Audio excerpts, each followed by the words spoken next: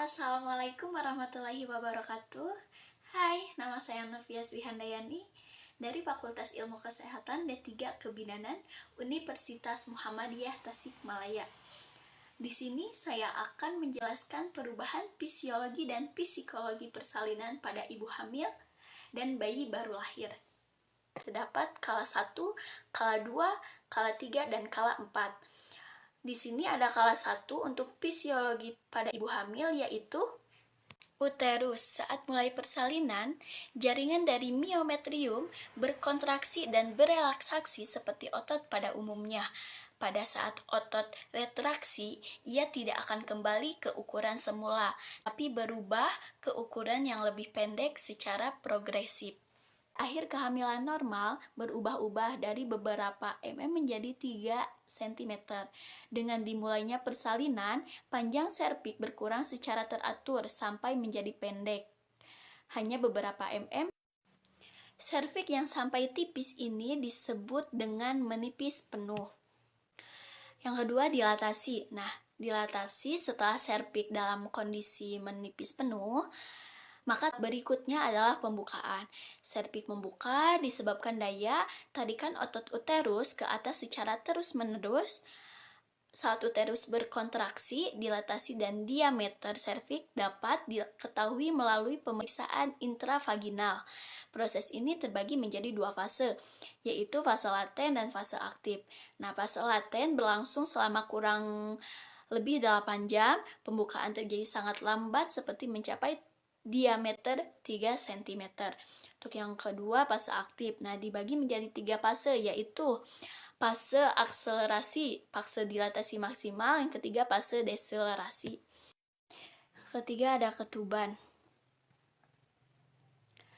Nah, ketuban akan pecah dengan sendirinya ketika pembukaan hampir sudah lengkap.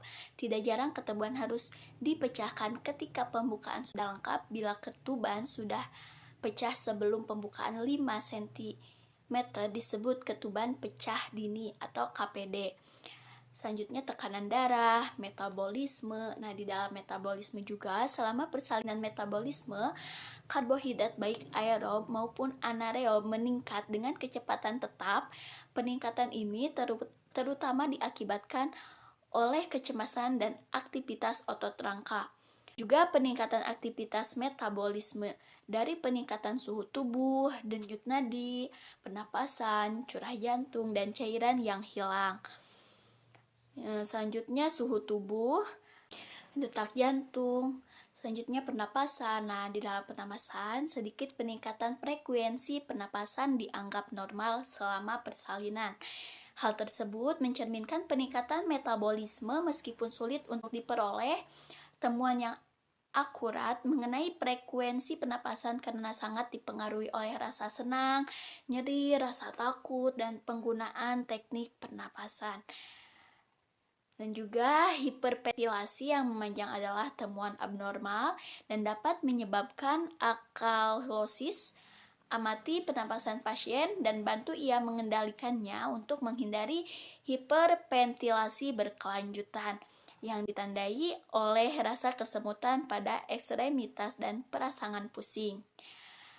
Selanjutnya perubahan renal atau berkaitan dengan ginjal, gastrointestinal, Nah, untuk kala 2 persalinan adalah kala pengeluaran dimulai saat serviks telah membuka lengkap dan berlanjut hingga bayi lahir. Pada kala 2 kontraksi terus menjadi lebih kuat dan lebih cepat, yaitu setiap 2 menit sekali dengan durasi lebih dari 40 detik. Intensitas semakin lama semakin kuat. Karena biasanya pada tahap ini kepala janin sudah masuk ke dalam panggul, maka pada HIS dirasakan adanya tekanan pada otot-otot dasar panggul yang secara refleks menimbulkan rasa ingin menelan. Pasien merasakan adanya tekanan pada rektum dan merasa seperti ingin BAB.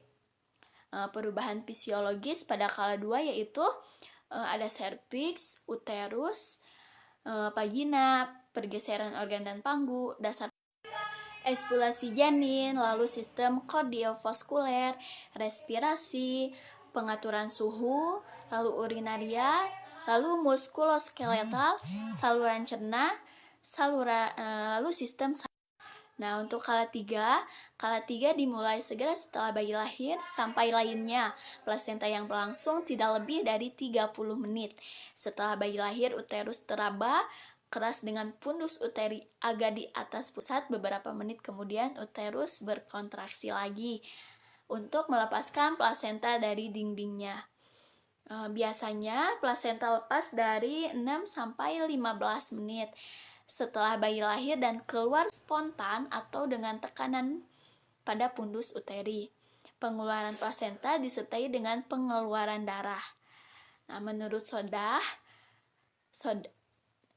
menjelaskan bahwa ada 3 perubahan utama terjadi pada saat proses persalinan kala 3, yaitu A. Perubahan bentuk dan tinggi fundus uteri setelah bayi lahir dan sebelum memetrium mulai berkontraksi. Uterus berbentuk bulat penuh dengan tinggi fundus biasanya terletak di bawah pusat. Setelah uterus berkontraksi pada plasenta terdorong ke bawah, uterus berbentuk segitiga atau berbentuk menyerupai buah pir atau alpukat, dan fundus berada di atas pusat atau seringkali mengarah ke sisi kanan. Yang B, tali pusat memanjang.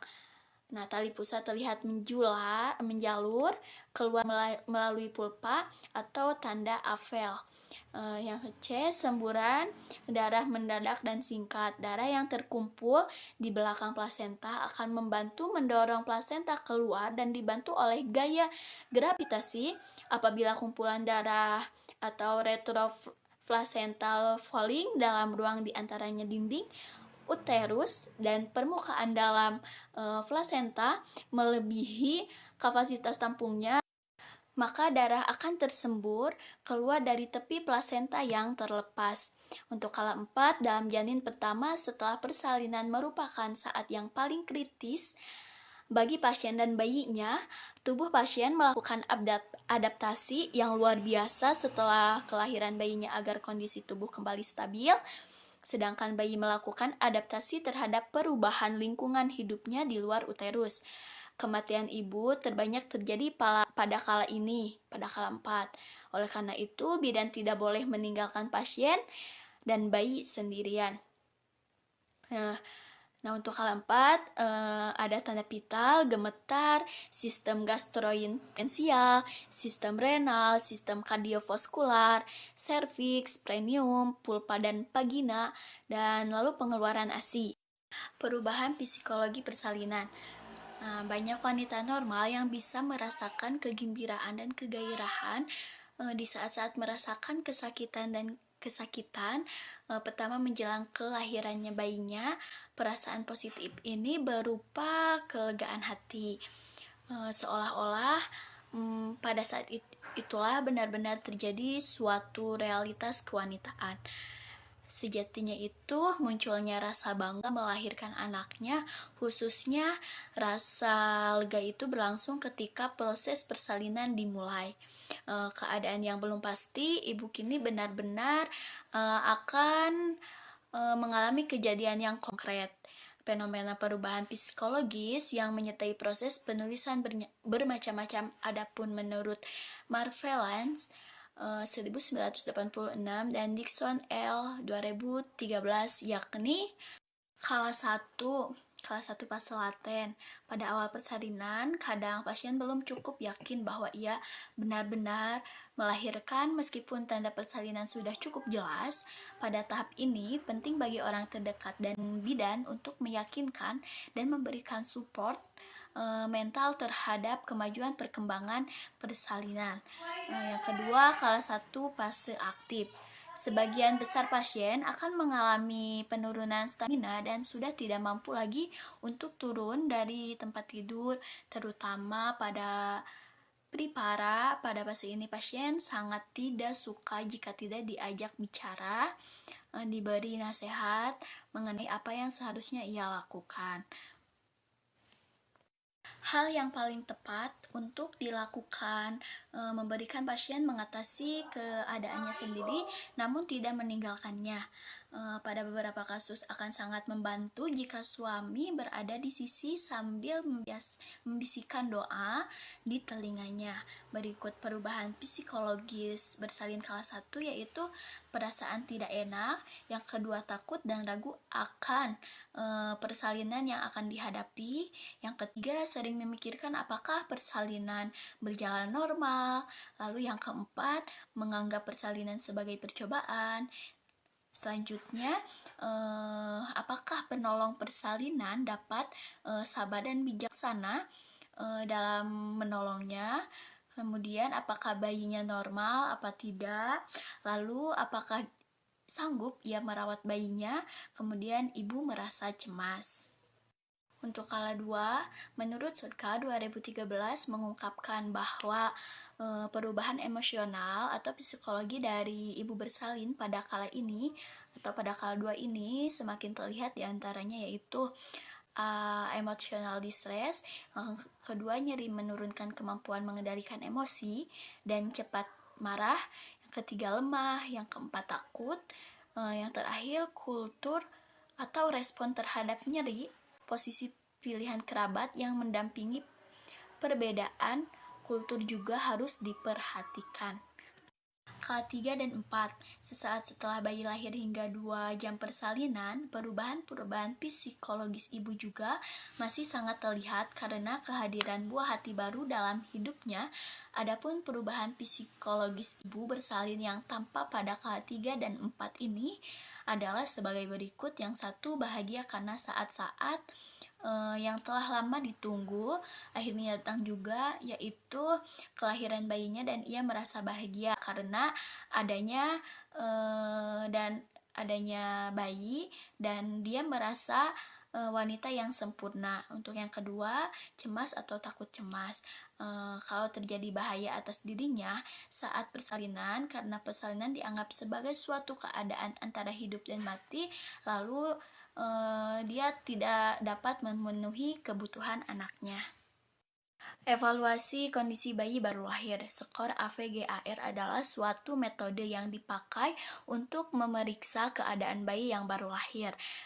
Komponen dari skor AVGAR adalah A. Afference warna kulit, F. Flus denyut jantung, G. refleks, A. tonus otot, R. pernafasan. Skor Apgar dihitung pada menit ke-1 dan ke-5. Untuk sampai bayi kemudian dilanjutkan setiap 5 menit sampai menit ke-20 untuk bayi dengan skor Apgar kurang dari 7.